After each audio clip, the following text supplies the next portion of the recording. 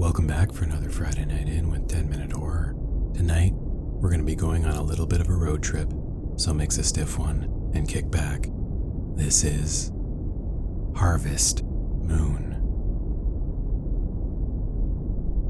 It was the kind of storm you only read about in old stories. The type where if you're outside in the middle of it, you feel as insignificant as a speck of sand being taken out to sea by a receding tide. You're reminded of your place on the planet, the cosmos. My girlfriend, Laura, was in her third year of psych. She picked the school because of the quiet campus and the small city that surrounded it. It was a college town with only 2 roads in or out, one from the north and one from the south. It was an 8-hour drive from our hometown, which I made once a month for a long weekend visit with her. This was one of those weekends, and the storm had been raging for the better half of my trip. I always came from the north, but this time I came to a roadblock 50 miles from her town. The road beyond was washed out from the rising rain. The officers themselves even mentioned they were abandoning it after turning me back. It wasn't safe for anyone and was growing treacherous. This left me with the options of a 7.5-hour drive back home or a 4-hour reroute to find the southern entrance. Either way, I'd be getting hammered down on by the storm of the millennium. I went for the southern passage. I knew the road was a few miles back that would take me to the interstate, but trees had come down and the rain had somehow gotten worse. I could barely see 10 feet beyond my windshield, and even less out my window, which I kept poking out of. Then I saw it. The entrance didn't look like the road I turned off of. It had tall, densely packed trees hugging in on both sides, and the interstate sign was missing. I figured the storm had taken it out and fallen trees had shifted its entire look. There weren't any other roads that I could remember, and the service on my phone was spotty, so it wasn't picking up my location on the GPS. This had to be it. I turned down the road, which led on a straight path forward. It didn't twist or curve. It just kept its direct route ahead. As I drove, it got darker. My headlights weren't penetrating as far as they should, which was especially strange since the rain was getting lighter. Overhead, thick, canopied trees blocked out most of the storm. The thunder that shook my car and the lightning that strobed against my eyes were gone. The further down the road I went, the more it started to resemble a driveway. I drove for another 10 minutes, creeping along when the rain stopped altogether. I figured it must be because of the trees blocking the storm out. I finally came to the end of the road and the entrance to something else. An old sign was to my right, welcoming me to the township of Harvest Moon. The population was scratched off. I lowered my window and looked up. The canopy trees of the path were behind me, and the darkness appeared to only be at ground level. The night sky was clear. Stars dimly sparkled above. The storm was gone. I felt uneasy and made a tight U-turn, driving back down the road I'd entered on. I decided to drive home and push the visit to next weekend. Laura would understand. But 100 yards further, the road forked off into an intersection of 3 separate roads. I panicked. I knew I would have seen those roads when entering a minute ago. It didn't make sense. I decided to go straight. I knew I hadn't turned at any point, so I must have just missed the roads to the left and right. Another 100 yards, I came to a second intersection. This one had 5 offshoots leading down different paths. Each one looked the exact same, with identical trees and homogeneous placements. I knew I would have seen those, but all I could think was I had gotten myself lost. Somehow. It had been a long drive and I'd gotten tired and not paid enough attention. I must have missed a turn. I must have. I continued forward, another 100 yards, and saw something that froze my insides. It was the sign for Harvest Moon again. I watched that sign disappear behind me. There was no way I could have driven in a complete circle. I hadn't even really touched the wheel, let alone turned it. The road had been so straight all I did was tap the gas. But somehow, here I was, back. I threw the car in reverse and backed up, deciding to take another path at the intersection. But it never came. I slammed on the brakes, and the red brake lights illuminated the town's sign again, now directly behind me. Harvest Moon. Population scratched out. I backed up and turned the car around. My headlights were still weak, even though there was no rain or fog. It was like they couldn't pierce through the darkness, like the night was too thick, even for my high beams. I could barely see 20 feet, but the road split and had another fork to the right.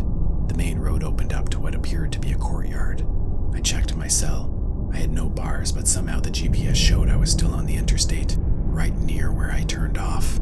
I took the road to the right, deciding to drive around the town and hopefully find a way out on the other side. I'd read about abandoned and deserted towns, but I'd never been in one, and everything about getting here felt abnormal. As I drove, I began to see small structures in the darkness, homes and shops built out of stone and rock and wood. I'm not a historian, but could tell they were dated. They looked to be from the 1800s, if not earlier. I continued forward. My headlights lit up an old schoolhouse, a town hall with a strange centerpiece in front, resembling a large moon with sculpted children dancing around it. I moved on, passing an empty farm. Something ahead shimmered against my headlights.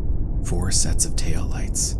They belonged to a pickup truck, a minivan, a station wagon, and a large RV. They all looked reasonably new and out of place in this old town. I pulled up beside the truck. It was empty. I got out to check the other cars and realized I was walking along the edge of a cliff. The vehicles had parked at a lookout. The sounds of waves crashing against rocks far below me rushed up. I walked around the minivan and the station wagon, looking in the windows, but they were empty too, and the back seat and trunk were packed with luggage. I couldn't see any movement in the RV. I noticed the license plate for that one was from Arizona and was personalized with RTIRD, R-turd. The other vehicles had license plates from Atlanta and 2 from Pennsylvania. A soft orange glow began to illuminate the front of the RV. I turned to see a gradient developing on the horizon, cutting through the dark. The black night was disappearing, and I could see a vast, never-ending body of water. I knew there were some lakes in the area, but this felt like an ocean. The glow turned from orange to red as its point of origin rose above the waterline. It was the moon, blood red and full, unlike any harvest moon I'd ever seen. I turned around to see it was cutting through the gloomy night and was slowly revealing the entire town in a darkening red shine, and as it did, a frightening chant came with it. The light revealed the main road, which looked to lead to a series of old homes. There were dozens of them extending back to a cornfield, and beyond that, the villagers. There were about 200 of them dressed in white gowns, chanting together. Several of the large men were holding large poles with sharp, curved blades on the ends. They were standing in front of a strange, wooden framework built into the shape of something you'd walk through, like the frame of a hallway. But in it, lining the top, were 10 people of varying sizes, naked, chained into starfish positions. They were suspended 10 feet up and parallel to and facing the ground. They were alive, but struggling and trying to scream through their rags. The chanting grew louder. The men with the blades hit them against the ground several times and began a march forward, the rest of the village waiting back. The men walked into the apparatus, shoulder to shoulder, and cut the bodies above them open, slicing arms, legs, stomachs, and chests. The apparatus became a bloody shower as the large men walked out the other side, and now it was the villagers' turn. They all walked through, their faces and white gowns being covered in blood. It then dawned on me the 10 people bleeding out must be the occupants from the abandoned vehicles beside me. The men with the blades had dropped their weapons and were now in the field, staring up at the harvest moon. The air suddenly felt thicker, heavier. The men's arms went out to their sides, and one by one, the men began to levitate. Not high, only 3 or 4 feet, but they hung in the air, the blood-red moon beaming down on them. I realized the moon had taken over the entire sky now. From one horizon line to another, I could see all the heavily cratered lunar regions. A heart-shaking vibration came from it as the villagers were now lined up with the larger men, arms out at their sides, levitating at the same heights. My ears began to ring. I covered them, but whatever was happening was rattling my brain. Once the ringing began to ease, I felt my heart resuming its normal beat. The brightness of the harvest moon was dimming as it began to pull away. It looked to be already setting. As it did, the villagers lowered to the ground and began to cheer with a beautiful celebration. I wanted to throw up. I wanted to get in my car and drive, even if that meant I was driving through those woods, coming to the same intersections, forever. I didn't want to be cut open, or worse, like those other travelers had been. A scream tore through the crowd. One of the teenaged girls was staring out at the lookout, at the vehicles, at me. Within seconds, the rest of the crowd had locked on to me. The larger men had picked up their long, curved blades, now covered in blood, and held them menacingly. Behind them, the red glow from the harvest moon was receding, and the townsfolk were being covered in shadow again. I rushed to my car and heard yelling from the crowd erupt as I started up. They were coming for me. I pulled away from the lookout and drove down the side road I'd taken. The town was almost completely dark again, the harvest moon now lowering to the horizon. I heard the screaming and yelling tearing through the town. Then I saw them spill out across my path. The villagers cut me off ahead, filling the road, dozens of them gathering to block it off. I wasn't going to stop. I punched forward and slammed into them. My windows shattered as hands reached in to grab me. The villagers swarmed my car. I felt my front left tire blow out, then my front right. I realized the men were hacking at the tires. My back right one blew out. I couldn't go further. There were too many of them in front of me. I threw it in reverse and shot backwards, sending most of the crowd flying off. I did a quick U-turn, knocking off the other two villagers hanging on. All I could think was to get to the lookout. One of those vehicles might still have keys inside, but the speed I was going wouldn't give me much time to look. I'd have to guess and hope for the best. Then a curved blade slammed through the open window, narrowly missing my chin. One of the villagers was on the roof. I swerved, trying to knock him off, but my one tire was barely hanging on. The villager pulled the blade out and swung down again, this time narrowly missing my ear. We were almost back at the lookout. I saw the tail lights from the other vehicles approaching. In the rear view, I could see the entire town, 50 yards back, chasing me at a full sprint. There was no way I was going to have time to get in another car. I really only had one option. So I pressed on the gas, and just as the villager swung down with the blade again, my car launched over the edge. The last bits of red glow on the horizon were just fading away as we dropped, so I watched the water approach and took a deep breath. The car hit the surface hard. I felt the windshield crack into my forehead as the water rushed in. I managed to maneuver out of my seatbelt and pulled myself out of my window. The headlights of my car pointed down below, illuminating a graveyard of dozens, hundreds of vehicles resting on the seabed. They looked like they dated back decades. I swam up to the surface. The heavy waves greeted me as I got a full breath above water.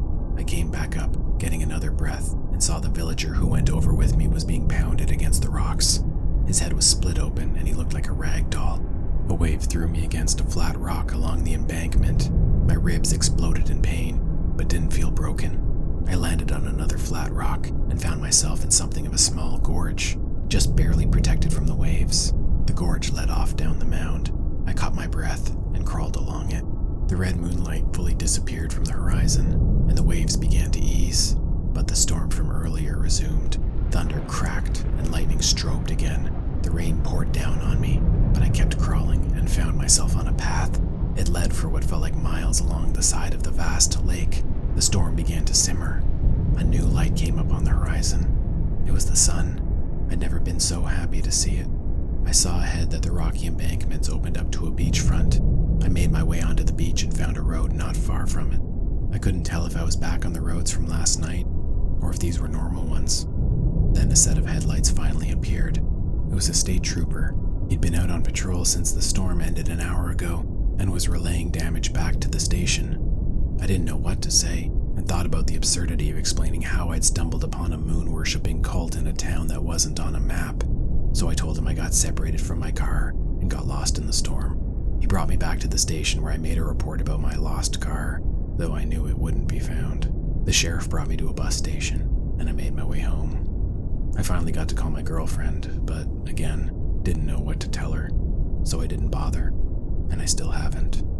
I looked up the township of Harvest Moon, but nothing came up, not one listing of a town in the state or the country by that name.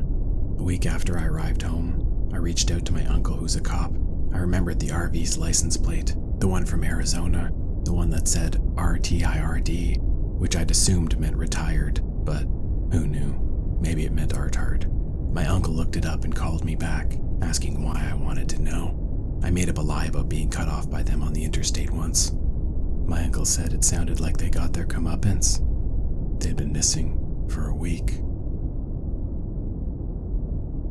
And that concludes episode number 31. We hope you enjoyed Harvest Moon, and we'll see you back here next Friday night as we follow two joyriding car thieves and what happens when they pick the wrong car.